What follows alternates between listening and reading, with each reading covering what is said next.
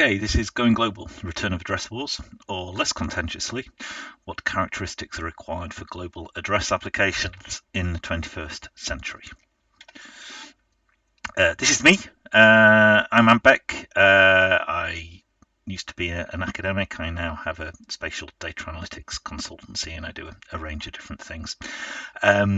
This presentation is available in GitHub, at the link below, and there's a fully referenced PDF. So, wherever possible, everything's been put under reusable licenses, including the illustrations. So, addresses, what are they? They're part of the fabric of everyday life. Everybody uses them. Everybody needs them. They've got economic and commercial impact. Businesses build their businesses around addresses. They support governance and democracy. Increasingly, addresses are a prerequisite for citizenship in many countries. Without citizenship, individuals are excluded from a whole range of services and institutions, and so this has a direct impact on democracy. It's not bad. 3 steps in and we go from addresses to democracy.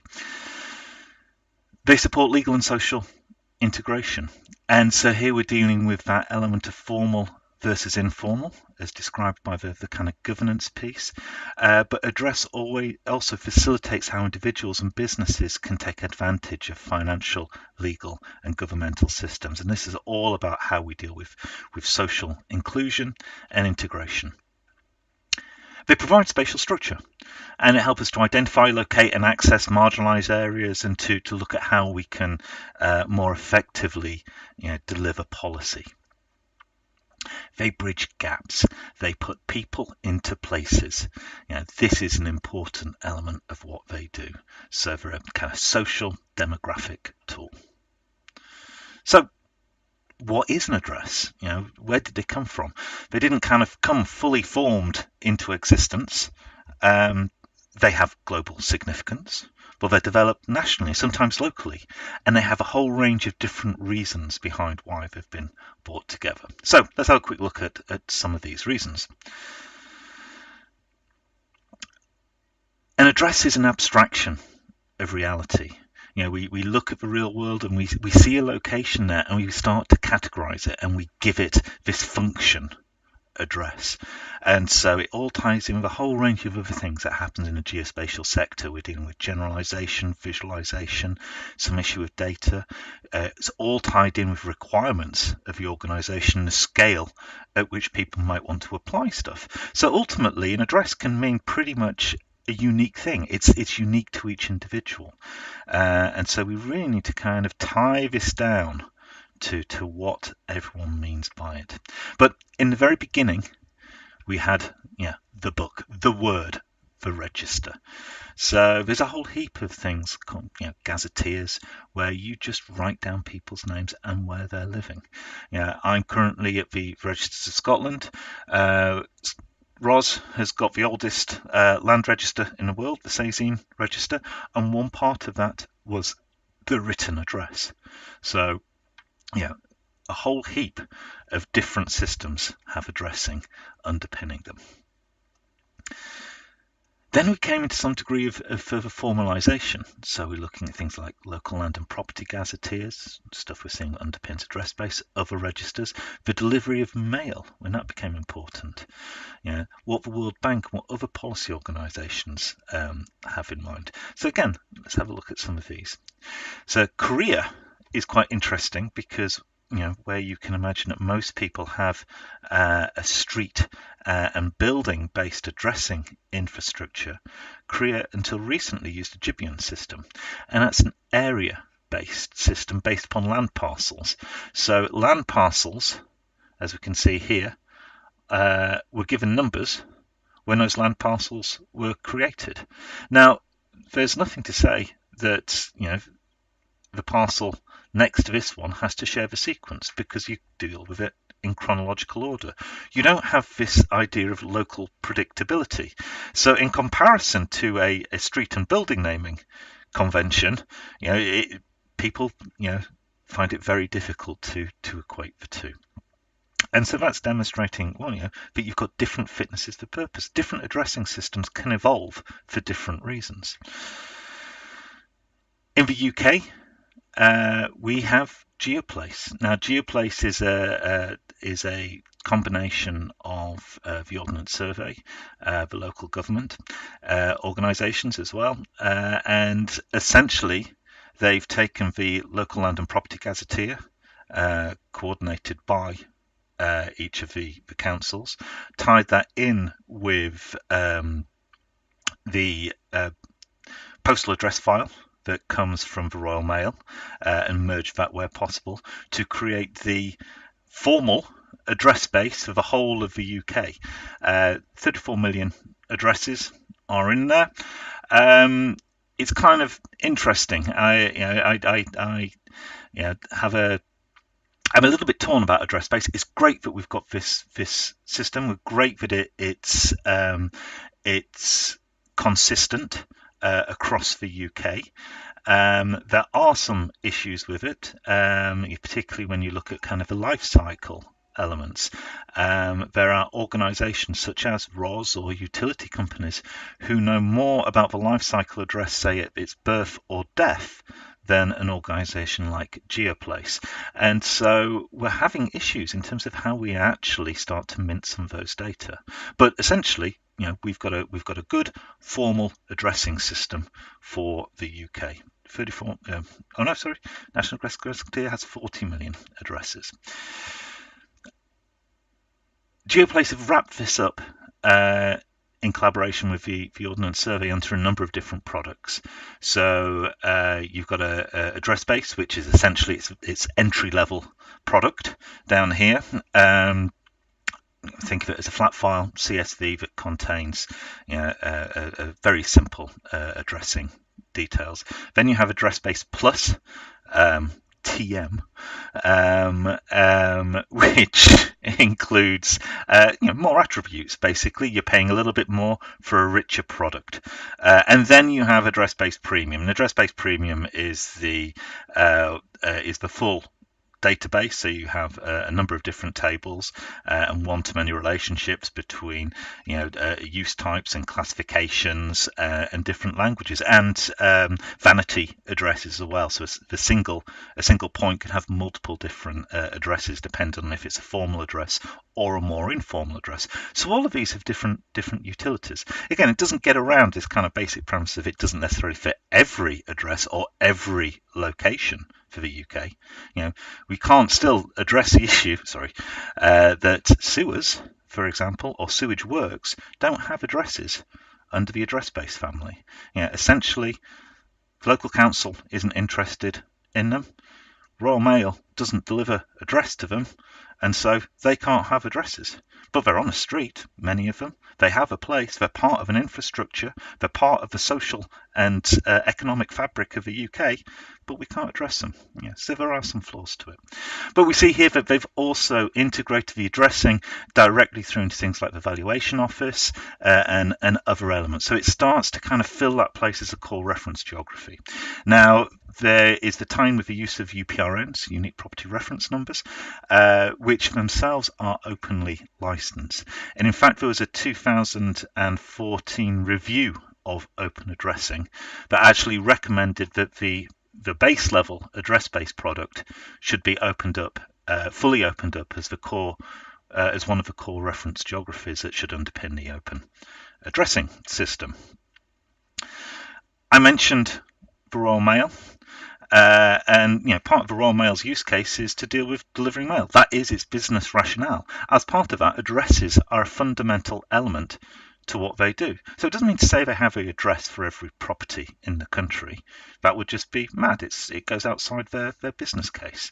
What they have is an address to deal with how they deliver their core business, which is mail. So they're quite interested in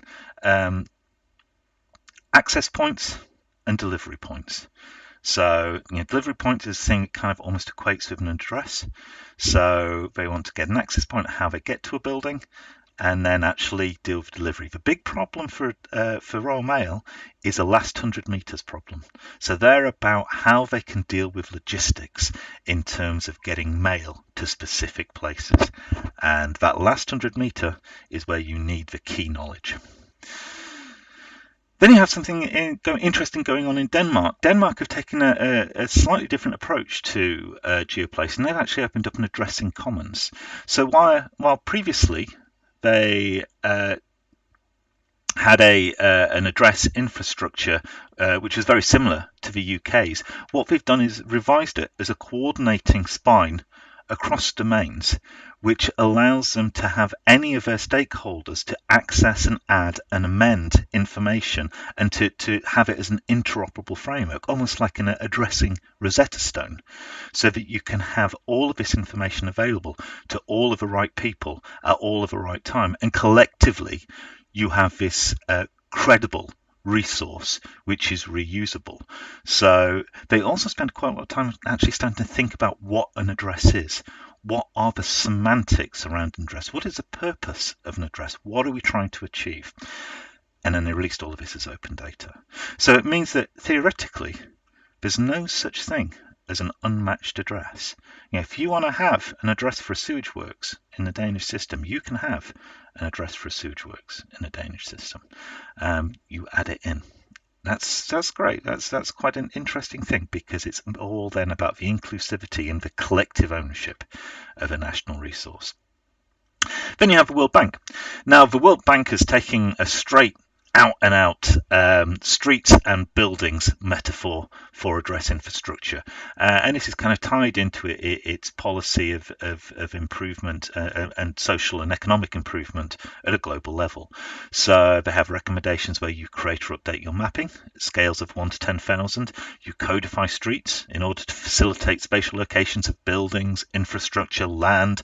You start to put in a numbering convention for doorways. You give these streets names and signs. You look at conducting neighborhood level surveys so you can get people involved and engaged, and establish a computerized database. So essentially it's all about building up what is what seems to be quite a heavy westernized system. It clearly has an urban vice, and it's quite expensive to implement, although things like OpenStreetMap are helping significantly in terms of this. But again, you're having that battle between formal and informal. Sometimes in some of the implementations, you're seeing this lack of community involvement. So there are a number of issues associated with addressing. They're increasingly overloaded.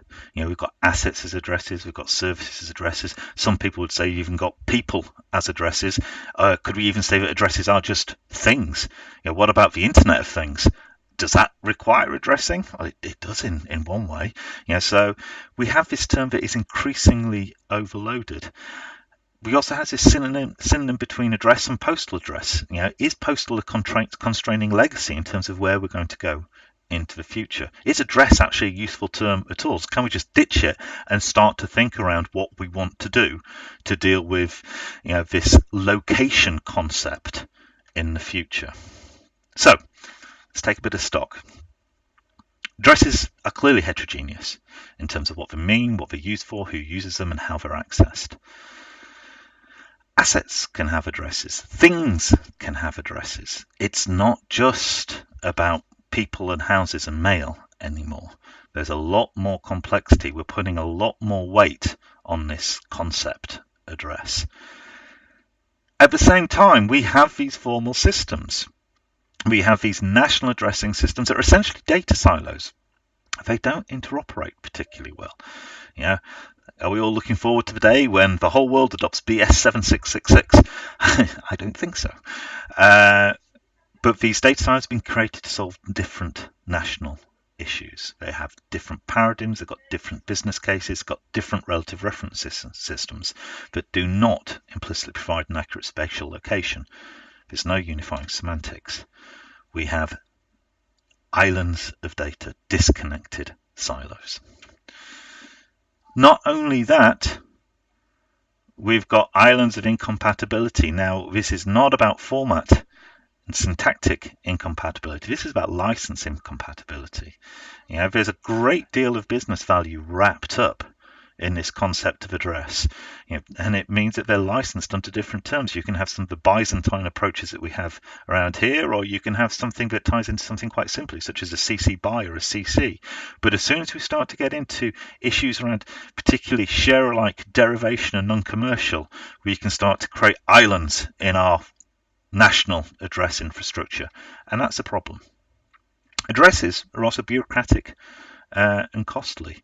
The cost of actually setting up an address infrastructure, particularly when it's a street and building-based structure, is huge.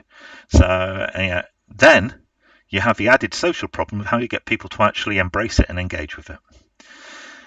Addresses can be opaque. And what do I mean by this? It means that you don't necessarily know what address you're going to get. You might be adding in a new building at the end of a street. What number will that be? Well, you know what the street's going to be, but you don't necessarily know what the building number is going to be, nor do you know what the UPRN is going to be. It's particularly important for those organisations who are heavily invested at the beginning and end of the addressing life cycle. But addresses are of global significance. They are clearly something that everybody needs, and we'll talk about that a little bit more later on. And because of their significance, they are ripe for disruption. So we've talked about what about addresses add to people. What about those people who are address disenfranchised? It's almost impossible for individuals to be part of society without a legal identifier. 4 billion people are excluded from the rule of law because they do not have a legal identity, and that establishing such an identity often depends on having an official address.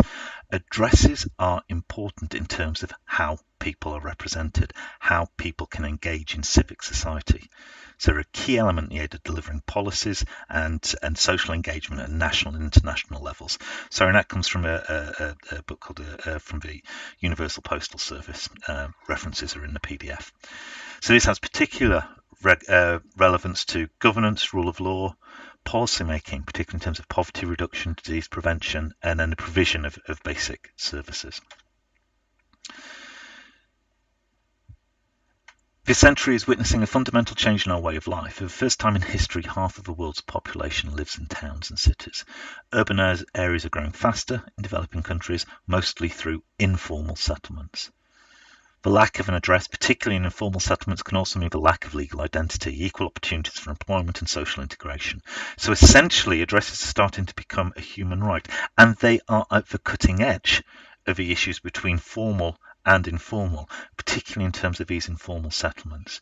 I'm not sure if any of you have heard about Kibera, which is the largest informal settlement in Africa, or one of the largest informal settlements in Africa, and there was a big push from OpenStreetMap a few years ago to actually start to get that mapped, so that the people within that area could start to have formalized services. And you have this tension between legitimate organisation, or the legitimacy of government organisations about how you engage with these informal areas which have just sprung up. So the World Bank have their plan. They will go out there and put in some costly street and building infrastructure. But in Africa, it's somewhat difficult to do. 40% have access to electricity, 65% have access to clean water, 34% access to improved sanitation. But in terms of this, 33% of the rural population has access to roads. So it's really difficult to do street-based addressing when there are no streets. And a mapping of informal settlements in urban areas, as I said, implies legitimacy. Hence, people are quite reticent to formally map these informal settlements. Does exacerbate the urban-rural divide. Does exacerbate the urban-rural divide, and it also brings in social tensions. So again, we get that to that legitimacy issue, that divide between the formal and informal, and these are quite profound, difficult things to solve. And putting in some of these formalized address infrastructures just exacerbates many of these problems. So, what are the aspirations for a global addressing framework, working on the assumption that it can actually resolve some of these issues? And I'm starting to see this as a form of addressing commons. So It will need to start to harmonise this formal and informal, so we can move from formalised things like NLPG all the way through to how we do with, say, Wikipedia and OpenStreetMap, but doing that for addresses. It should meet the needs of the rural and urban communities equally. We don't necessarily need to deal with the arbitrary difference between these two environments, or ideally we should be able to overcome that. It should be lightweight and cheap to implement. It should be transparent, reproducible, and predictable. And predictability is an important thing. It should be born spatial. An address system should not require specific GS coding services to make it spatial. At one point it did, but we don't anymore. Streets are really so last century. We've got ubiquitous GPS and GNSS. We've got structured and unstructured crowdsourcing and geo-enabled content. We can make this thing born geo. Should be an openly licensed core reference dataset. And I think this situation is best summarised by the Danish addressing commons. And what I didn't talk about earlier on was the reuse statistics in there. 70% of deliveries are to the private sector, 20% to central government, 10% to municipal. And this issue that there's no such thing as an unmatched address. They've managed to get something there where it is fit for many all purposes. It's by no respect going to be completely ideal, but by focusing on the impact you have rather than the control that you have over your IP, you can deliver significant benefits. It should be accessible on and offline. It should support and enhance business services, because if you don't have that as a predicate underpinning your rationale, you're not going to be fit for somebody else's purpose. It should support many ways of engagement. Now, this is something that What Three Words completely and utterly get. There are a number of global positioning and global addressing systems that I'll talk about in a little while, but all of them have, every single one we talk about will have not failures, but will have flaws. But What Three Words are actively looking at how they can look at different metaphors to deal with engagement. Now, the What Three Words element has a their USPs on a mnemonic, but it's also about how you can deal with voice recognition and other such ways of engaging. This is now not about it being for techies, it's about being for everybody. So, a new global addressing paradigm. Is this the thing that's kicking off? This is from an article in The Guardian a few years ago. So, drone deliveries are going to happen. There's a new view, so there's Amazon, Google, whomever needs a new view over addressing that complements streets and buildings, but is geocoded at source. This has got to kind of support accurate delivery throughout the delivery train using a global referencing system. Is there a universal approach which allows all avenues to be satisfied? Can we do this without kind of losing essentially control of something that should have a common good and putting it into another globalized organization? So how might this look? Core must have core requirements for a global address framework. So WGS84 algorithmic addressing, it's got to be born spatial, which means it's accessible. It should be lightweight and cheap and transparent and reproducible, so we can just mint things. Here's my GPS coordinates, let's mint whatever it is we're going to be, what this address is. Should have a small footprint, so it's less accessible, lightweight, and cheap to implement. It should be short and memorable, so you can build business services around this. And this is really What Three Words' unique selling point. They have a short, memorable approach which you can disambiguate out into a lat long. It should be self-checking, so it can support and enhance business services. If you go to a place and say, I want this to be taken to ABC as part of your addressing metaphor, You should make sure that the person who's sending it and yourself should have confidence it's going to get there. But there's something like a parity check in place that allows you to ensure that your data or your service or your package or your thing is going to the right place. You go to the wrong places, it causes big problems. We're seeing that in terms of what's going on with Brexit at the borders. A small delay in delivery has a huge ripple effect and an impact. Potentially should have unlimited spatial recording. So this should support and enhance business services, so both formal and informal, rural and urban. So we're looking here about kind of some of the issues associated with countries, with cities like places like Manila or Kibera, where you have high densities of people, either in a vertical or in horizontal. What three words? I'm sorry, I'm picking on what I'm not really picking on what three words, but I'm using them as an example. They've got a 3x3 footprint. That's brilliant. 3x3 is quite small. Well, it's not small enough for Map Kibera, or if you're dealing with a 3D, you can't deal with 3D at all. So its use cases aren't necessarily fit for purpose. Needs to be open and interoperable. Look at this from an openly licensed and an interoperability point of view, particularly, and you get down to the social and legal side. This is supported by Pomfret and Ramage. So this lack of a consistent and transparent legal and policy framework for sharing spatial data continues to be an additional roadblock, and that is continuing to be true. We have not grasped this nettle. We need to deal with this legal and policy framework effectively. So that, for me, I think is the core. How is this looking on the nice to have? What would be a nice way to extend it? Indoor use and 3D support. So this would extend the range of business services. So we could incorporate Wi-Fi triangulation and individual room addressing and navigation in 3D. We could seamlessly integrate things with BIM and CityGML, so that actually while you're in the design phase, you know ultimately what an address of individual rooms in buildings. In fact, it doesn't have to be rooms. It can be any piece of infrastructure. You can have a ubiquitous addressing framework. You could look at inherent geostatistical aggregation. So you could here use this as kind of GIS-free multiscale analysis. So, by the sheer dint, say, of just chopping off one of the characters at the end, you can aggregate everything else that had a bigger number, and so that there is a structure to your spatiality. So there could be a prefix to this building that allows you to understand all of the assets that are contained within it. Can you encode that into your addressing system? Does it have, you might want an area representation based on a regular tessellation, so you can have an immediate switch over to traditional GISs.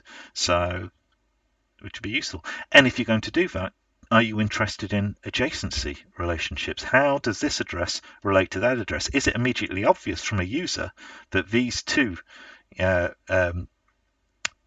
addresses next door to each other actually have a spatial relationship with each other without necessarily looking at them in a GIS? Because then we can start to process it. These are things that we can then, give people the addresses, and they can do processing without GIS tools because the stuff that they need to process is enabled for them. Okay, so then what do we want our technology candidates to do? We have a number already available, so GNHash, Maidenhead Locator System, map code, natural area code, what three words? Well, I was going to go into the flaws of each one, not the flaws. I was going to say go into the benefits and flaws of each one in terms of what they do, but that's not necessarily the point, because what I'm trying to articulate here is an idealized scenario. And the point here is that it's not about individual flaws. It's about that collectively we can combine frameworks. One size doesn't have to fit all. We can build bridges between global and national frameworks and understand the fitness and the purpose for each application. So this isn't about how one thing works. It's how collectively we can get the benefits. So we can look at implementing something like an addressing Rosetta Stone, where we understand our use cases, and then we can apply the systems to deliver fit-for-purpose solutions using our range of addressing systems. The question is how we encourage such infrastructure development, and in many respects the key there has to be business-led. For me, we need to get back to what Bob Barr's been saying for years about core reference geographies. And he describes these as geographic data which are definitive, should be collected and maintained once and used many times. They're natural monopolies, which addresses clearly are, have variable value in different applications and have highly elastic demand. To me, global addresses are a core reference geography. They satisfy each of those criteria.